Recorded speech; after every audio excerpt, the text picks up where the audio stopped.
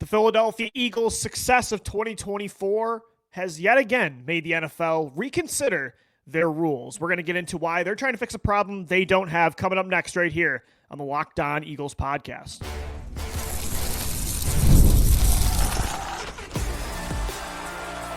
You are Locked On Eagles, your daily Philadelphia Eagles podcast, part of the Locked On Podcast Network, your team every day.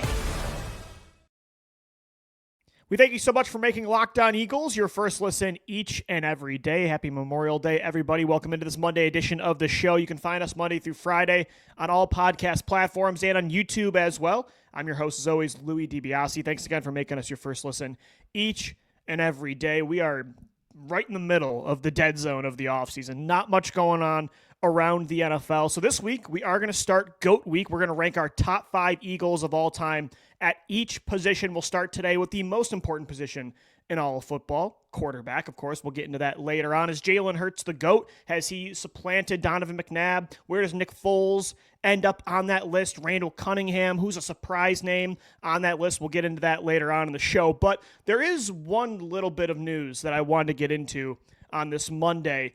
Early in the morning, read a tweet by all the NFL insiders that the NFL, and they just had another owners meeting where they tried to, get rid of the tush push. They reconsidered the playoff format, maybe going by seeding on wins rather than division champions. So they're reconsidering a lot of things about the setup of the National Football League. One new thing that came up that surfaced today is that the NFL owners, Roger Goodell, they're all speaking about the current state of the salary cap format. They're all asking themselves, is this the right format for this league moving forward? Is the salary cap we intended, is the format that we wanted originally with the new CBA agreement, is that actually what's being put into practice right now? Are there too many loopholes? Are certain teams taking advantage of this system? Do we need to change things? And I personally believe that a lot of this is because of the success of the Philadelphia Eagles since, I don't know, I'd say really since 2016, but certainly since 2021 in this Jalen Hurts, Nick Sirianni era where they've made 2 Super Bowls. The way that Howie Roseman, Jeffrey Lurie circumnavigate the salary cap, use the soft spots in this format. I think just kind of like the tush push, the Eagles' success has made the NFL look in the mirror and say, are they taking advantage too much? Like, should we be changing this? I think it's a massive flex that yet again, the NFL is like almost trying to stop the Eagles' success based on changing rules. I do personally believe that the NFL is trying to fix a salary cap problem that they don't have.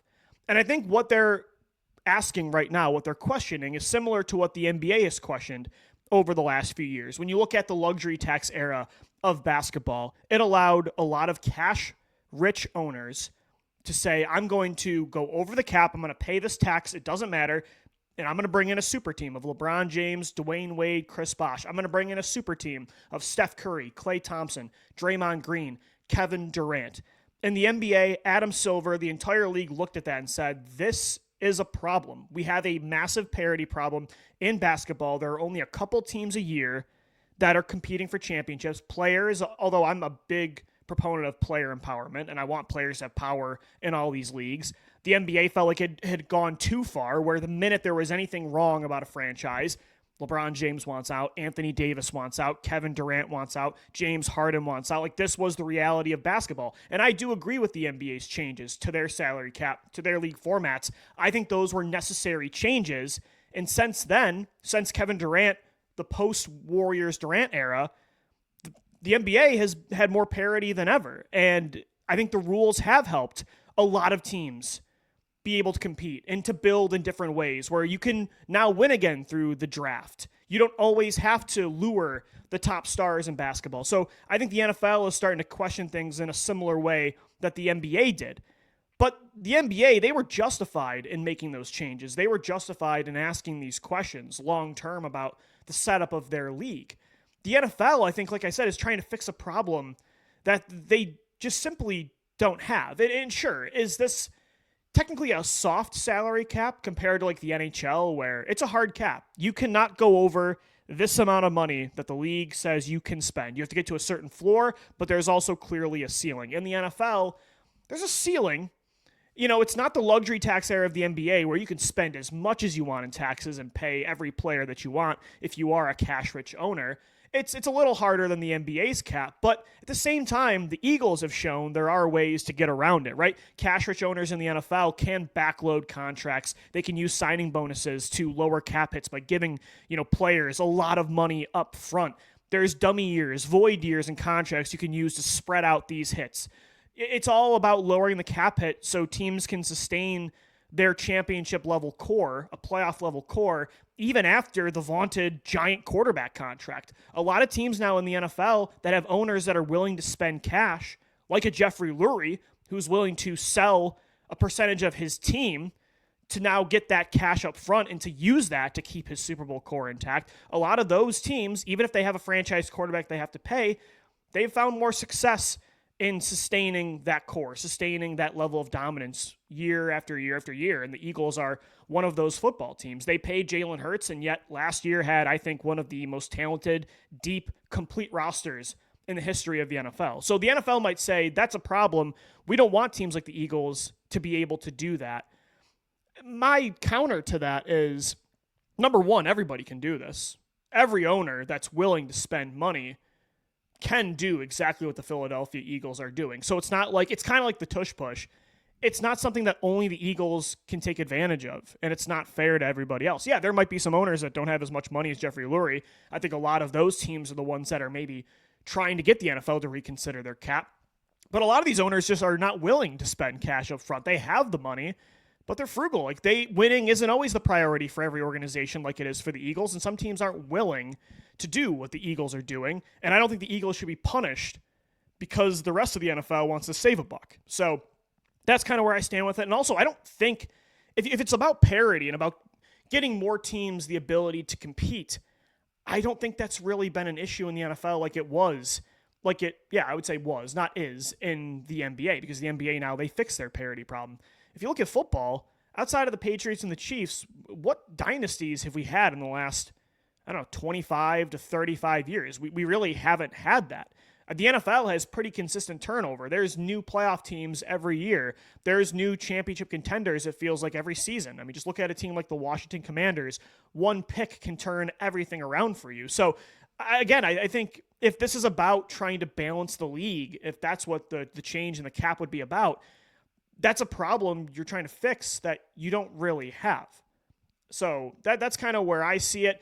And when you also look at even the soft spots of the salary cap, it still has not allowed teams to be juggernauts for 5+ years. Even with soft spots in the cap, teams, even like the Eagles, still struggle to maintain cores. Like, they can keep a lot more players than they used to be able to, but look at the Eagles this past offseason.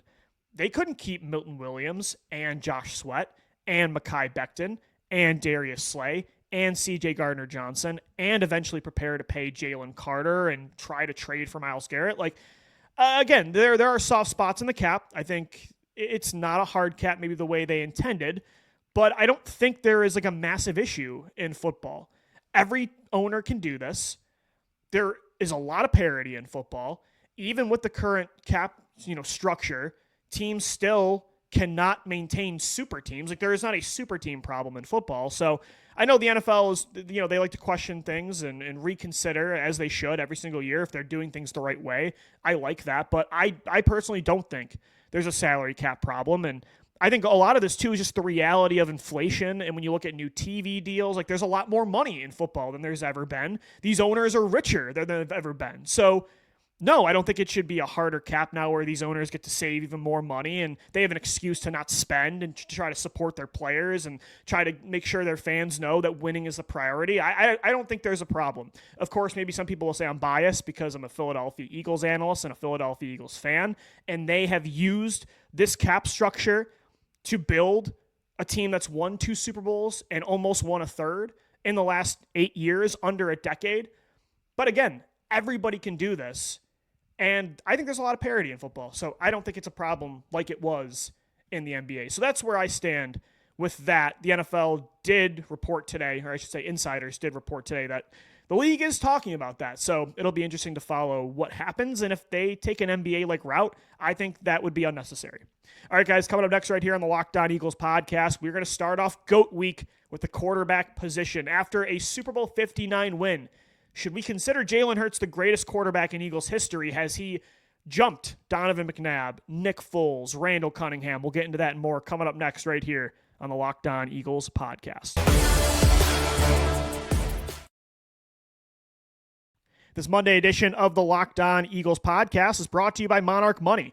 Ever check your bank account and wonder, where the hell did all my money go? Well, between dining out, that's my bugaboo, online shopping, actually that's kind of my issue too, and entertainment, it's easy to lose track of your money. That's where Monarch Money comes in, your personal CFO, giving you full visibility and control over your finances. Monarch Money isn't just a budgeting app, it's a complete financial command center. You can track all your accounts, investments, and spending in one place. So you stop just managing your money and you start building your wealth. When I started using Monarch, I realized I was spending a lot of money on food delivery. A lot of money. Now, I would like to say I budget smarter and I save a little more thanks to Monarch. Take control of your finances with Monarch Money. Use the code LOCKEDONNFL at monarchmoney.com for 50% off your first year. That's monarchmoney.com, code LOCKEDONNFL for half off your first year. Thanks so much for making Locked On Eagles your first listen each and every day. For those that celebrate, happy Memorial Day, everybody. Enjoy your paid time off, hopefully, and you're checking out Locked On Eagles. We appreciate you making us your first listen each and every day, even during the holidays. I'm still recording because I'm an addict about talking about the Philadelphia Eagles. And today, I thought we'd start off GOAT Week, ranking our top 5 Eagles of all time at each position. And I kind of wanted to readdress these kind of conversations after another Super Bowl win. I think when you have a championship year, it shuffles things. When it comes to like the all-time history of this franchise, once you win another championship, now you got to start questioning, like, okay, do these players replace other guys on the Mount Rushmore, you will, of quarterbacks and wide receivers and tackles and head coaches? I had the conversation last week after Nick Sirianni's extension. Like, is he now the greatest head coach in Eagles history over Doug Peterson, over Andy Reid? I personally believe he is. After a Super Bowl win this year in New Orleans, I do want to make the take that when it comes to ranking, I was ranking my top 5 Eagles quarterbacks of all time this morning. And every time I tried to like redo the rankings, go through different scenarios, like see how I felt about each order, I kept finding myself putting Jalen Hurts number 1 every single time. I personally do believe that Jalen Hurts, now after that Super Bowl win, and I think he was already before that on a GOAT pace, Jalen Hurts is number 1. Over Donovan McNabb, over Nick Foles. So here's how I'd rank it. And I had ChatGPT. It's terrifying that AI can do this so quickly. But I had it put together a Mount Rushmore of Philadelphia Eagles quarterbacks. So my top 4, I did rank top 5 Eagles quarterbacks of all time, but we know Mount Rushmore's 4 faces. It's, to me, Jalen Hurts number 1. I have Nick Foles number 2, Donovan McNabb number 3, Randall Cunningham, number 4. Those are your top 4 that would be on Mount Rushmore for Eagles quarterbacks. Number 5, you're all probably going to roll your eyes and tweet mean things at me, but I'm putting Carson Wentz. I'm putting Carson Wentz number 5 over on Jaworski. I don't think it's that bold. I'll explain why in a bit, but I want to start with Jalen and why he's number 1. I think it's clear and obvious at this point. Like, yeah, Donovan McNabb, I think, has the quantity. He has the longest resume of success with the Philadelphia Eagles. He did it for over a decade and, made 5 NFC championships and a Super Bowl. But Jalen, after that Super Bowl win, like, he's number 1. I mean, when you look at the resume, he has 2 all-time Super Bowl performances for this team in 3 years. He has a ring against one of the best dynasties in the NFL. He stopped a three-peat. He outdueled Patrick Mahomes, a top 2 player in league history, in my opinion, in 2 of the last 3 championship games. He was an MVP finalist in 2022. You look at, he's on a Hall of Fame track, and he's only 26 years old. I think he's eventually going to break the all-time rushing touchdown record for a quarterback. I think he's going to break Cam Newton's record, if not this year, next year. Like, it's going to happen. He has a historic win percentage that's up there with the likes of Joe Montana, Tom Brady, Peyton Manning. Like, Jalen Hurts wins games at a historic rate. He's been to the playoffs in all 4 years as a starter. 2021, 2022, 2023, 2024. I think you can make the argument he's the greatest leader in team history for a quarterback. He's the most clutch quarterback in Eagles history in the fourth quarter in big games.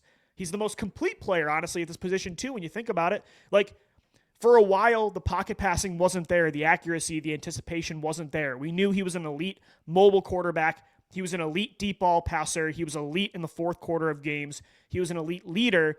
But like Randall Cunningham and Michael Vick and Carson Wentz, like those guys put it together, maybe for one season or half a year. Jalen Hurts, and you always ask the question, like, man, what if Randall Cunningham was that guy from Minnesota his entire time in Philadelphia? Or you think about, what if Michael Vick in his prime was the 2010 version of Vick? What could he have done in his career? What if Carson Wentz was able to sustain what he did in 2017 throughout the course of his career? Well, Jalen Hurts, he's doing that. He evolved like those guys did for a season, but he's sustaining it. He has maintained it now, I think, in my opinion, over 3 years, and he's getting better and better, where those quarterbacks had massive seasons, historic seasons for the Eagles, but they regressed after that.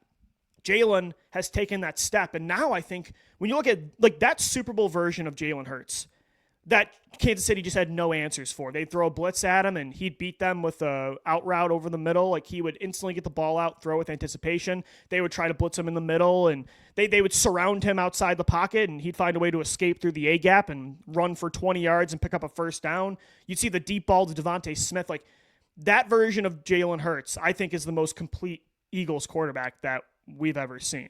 And I think that's who he's going to be for years now. So I think Jalen is clearly number one. And again, the most exciting part about all of this is he's already got a ring. He's been to 2 Super Bowls, and he's only 26 years old. He still has 4 seasons until he turns 30. I mean, that's, to me, the greatest Eagles quarterback of all time. And I would put Nick Foles, the reason I put Nick Foles ahead of Donovan McNabb, and like I said, I respect Donovan McNabb. I think he is unfairly hated in Philadelphia a lot of the times. He has the quantity. He has the longest run of success an Eagles quarterback has ever had. 5 NFC titles, a Super Bowl. He turned the Eagles into a consistent contender for the first time ever. They never had that much sustained success before number 5. And he did it with very little weapons most of the time. So I believe McNabb is one of the most underrated quarterbacks in Eagles history and in NFL history.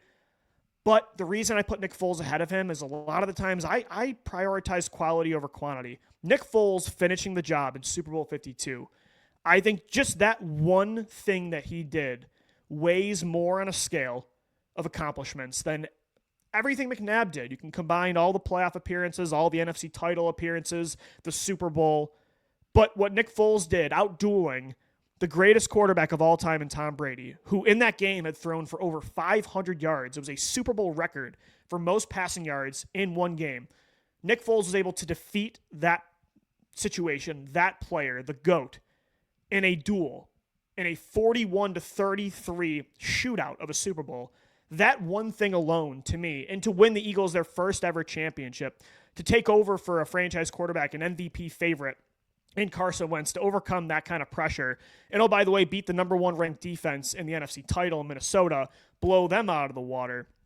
I think that run alone puts Nick Foles number 2 behind Jalen Hurts. But then you also combine the fact that he almost helped you repeat in 2018. He took you on another magical run in the playoffs and almost got back to the NFC Championship, almost got back to a second straight Super Bowl. I think they were a lot closer in 2018 than other people do. I think they could have beat New Orleans if Alshon didn't drop that pass, and who knows? They could have beat the Rams in LA again like they had done a month before, and I think in the Super Bowl, they probably beat that 2018 Patriots team. So you combine that, and on top of all of this, his 27-2 historic 2013 season that won the Eagles the division. This one's more about quality over quantity. I know a lot of people don't agree with this ranking of Foles over McNabb, but I personally would put Foles 2, McNabb 3, and then I'm going Cunningham 4, Carson Wentz 5. I'll put Cunningham 4 because he completely changed the game, right? He is what the modern day quarterback is. He was ahead of his time. I mean, 6'4", 6'5", could run a 4.38, had one of the strongest arms the NFL's ever seen. The guy was just such an athlete. I mean, he made a punt that went for 99 yards in the back of the end zone. This was just a pure athlete ahead of his time, an evolutionary player. And to me, that alone puts him in the top 5. And although the playoff wins weren't really there, Cunningham only had, I believe, one playoff win in Philadelphia, right? 92, he beat New Orleans at the Superdome. Even though the playoff losses were there, and the disappointment every year was definitely there, at the same time, like, Randall was a really high-end starter for a decade plus. And the Eagles don't have a lot of those franchise quarterbacks in their history that played for that long to a certain floor. And so Randall, because of that and the way that he changed the game, the ultimate weapon, I think he's got to be in this list. Of course, he's below these other guys that accomplished a lot more on the field, like Hurts, Foles, McNabb. And the reason I put Carson Wentz at 5 over Jaws, again, it's more of a quality over quantity conversation. I know Jaws was maybe that first guy, even before Randall, that was like a sustained franchise quarterback that you had every year. You knew who you were getting at quarterback in number 7. But for me, like, I don't believe personally Ron Jaworski was a very good player. His numbers aren't great. I don't think he had to really do a whole lot in that Dick Vermeil offense. Not that I watched in the 70s. I'm only 27 years old, but, and he got the Eagles to their first ever Super Bowl, but I don't know. I mean, he was more of a game manager player. I think that Carson Wentz just overall is a much superior athlete and overall quarterback to Jaws when Carson was at his ceiling. And what he did in 2017 alone, I think without Carson Wentz, people can roll their eyes at this too, but you don't win a Super Bowl without Carson Wentz in 2017. He's a huge reason for your first ever title, and that means something to me. I would put him top 5. Even just who he was in 2016, 2018, 2019, dragging that practice squad offense to a division title, winning 4 straight games down the stretch. I think that's a better player than who Jaws ever was. I guess you could go Jaws or Carson here at 5. Some people might say Michael Vick just because of what he did in 2010. Norm Van Brocklin because of the 1960 championship. I personally believe, 2017 Carson Wentz is one of the best quarterbacks the Eagles have ever seen. You don't win a title without that guy. I think he was a good player in 2018. He helped you win a division. He dragged your team to the playoffs in 2019. I don't think at his top ceiling, Ron Jaworski could have ever did what Carson Wentz did, even in a very small sample size. So that would be my top 5. It'd be Jalen Hurts 1, Nick Foles 2, Donovan McNabb 3, Randall Cunningham 4. That to me is your Mount Rushmore of quarterbacks, and then I'll throw my guy Carson Wentz there at number 5. Let me know what you think. Hit us up on X at LockedOnBirds and at DiBiase. We'll wrap up the show coming up next. I'm curious if these quarterbacks had the support system of Jalen Hurts from 2024 and even before that, how would their careers have gone differently? We'll talk about that as we wrap up this Monday edition of the Locked On Eagles podcast.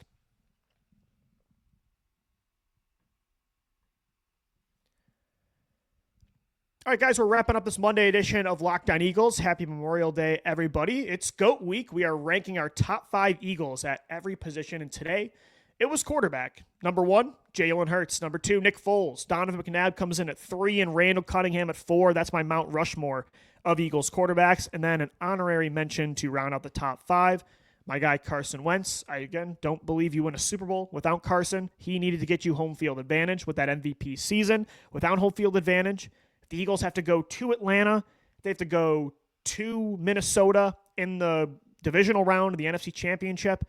I don't know if they win the championship. I think that home field advantage, having the playoffs run through the link, we know how much of an advantage that is, how important that is for the Eagles. Every time they have made a Super Bowl or they have won a Super Bowl, it's run through the link.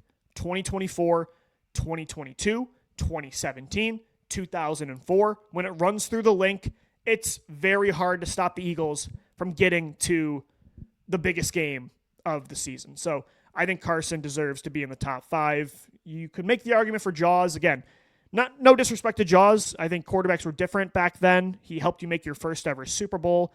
Was a really consistent presence at this position for years and years before Cunningham took over. But I just personally don't believe he was a great player. His numbers weren't that impressive. He didn't really have to carry the offense ever like Carson did. I think Carson was just a better overall player. And again, quality over quantity for me. It's all about 2017. And then when you add on 2019, that success as well, winning the division, I think it's enough for me to be top 5. The Eagles, it's not like they've had 5, 6, 7 all-time great quarterbacks. So once you get past the top, Nick Foles is in your top 3. Once you get past Hurts and McNabb, there's not a lot of all-time greats that this franchise has had at quarterback, right? I think Cunningham is an evolutionary player, but I don't think people consider him a Hall of Famer, right? So, I mean, I personally do. But, so yeah, I mean, the top 5, it wasn't going to be like all legends. And so that's why I put Carson at number 5. It is interesting, though, like when you look at a lot of these players, it's fascinating to wonder if they would have got the same treatment as Jalen Hurts. I was thinking about this the other day, like how many of these past Eagles quarterbacks, not to discredit Jalen, because he's the one that got it done. In a vacuum, he was historically good in 2 different Super Bowls, so it wasn't like the team carried Jalen. But I do wonder if Randall Cunningham got the 2024 Eagles roster, or if Donovan McNabb ever got that, and he only really did 1 year in 2004. So maybe it's proof that McNabb wouldn't have got it done because he kind of had that team. But if you think about like Randall Cunningham and if Carson Wentz ever got this kind of support system that Jalen has right now, you do wonder if their team success would have been better, because that was like a lot of my arguments for that top 5 was individual, and a lot of it were hypotheticals of like, I mean, you look at the support systems, like they weren't great, and you wonder like what would have happened in the playoffs if they had more success, like what that would have done for their legacies. Not to discredit Jalen or to completely, absolve these players of any responsibility for their shortcomings with team success, but Donovan McNabb a lot of the time was throwing to Todd Pinkston and James Thrash and Freddie Mitchell. Like outside of one Terrell Owens season in 2004, one rookie year of D-Jax in 2008, and then you finally had Deshaun, Macklin, and McCoy, and McNabb got 1 year of that in 2009 before getting shipped over to Washington to die as a quarterback. I mean, Donovan McNabb never had those guys. And you wonder if he had a roster like 2024 with A.J. Brown and Devontae Smith and Saquon, like how that would have went. Or Carson Wentz. I always wonder that if the Eagles supported him like they supported Jalen, if he ever falls off the way he did after 2017. And Randall Cunningham, like, yeah, again, he did not have a lot of playoff success. He was not a great playoff performer. But the Eagles had an incredible defense, but not a lot of great things on offense. They didn't have a great play caller. They didn't really have a lot of weapons outside of Keith Jackson. Their offensive line was inconsistent. You do wonder like what these players' careers would have turned out to be if the team was able to better support them earlier in their careers. I still think Jalen would end up taking advantage of it more than those players because he's proven at the college level and the NFL that he's just naturally a clutch player. But you do wonder that. The good thing is, though, the Eagles have learned from their past. They have learned from not supporting McNabb as much as they could have, or Carson Wentz, or even back in the day, Randall Cunningham. Howie Roseman certainly took that to heart because he is the guy that I think failed Carson in a lot of ways, and now he has supported Jalen Hurts in a historic way. I mean, has there been a quarterback that has had a better support system in the first 5 years of their career than Jalen Hurts? So props to Howie, like learning from the past. And people like to discredit Hurts a lot because he does have a good team around him, but you have to have a good team around you. I mean, every quarterback, yeah, you got to be able to elevate and carry your team when you need to. I think Jalen's proven that, but you got to have a good team or else, you're going to be like these players that had great years, flashes in the pan, but they weren't ever able to sustain it and win multiple championships, compete for championships year after year. You can't do that alone. You know what I mean? So I think the Eagles did a great job of learning from that past. And, because of Cunningham and McNabb and Carson Wentz and what they went through, Jalen Hurts is able to thrive in the current system, the current roster that he has. So I think Jalen, though, individually has done enough for me to be the greatest Eagles quarterback of all time. But would love to know your top 5. Hit me up on our YouTube community page at Locked On Eagles. Hit us up on X at Locked On Birds or at DBLC LOE, and we'll continue GOAT Week tomorrow.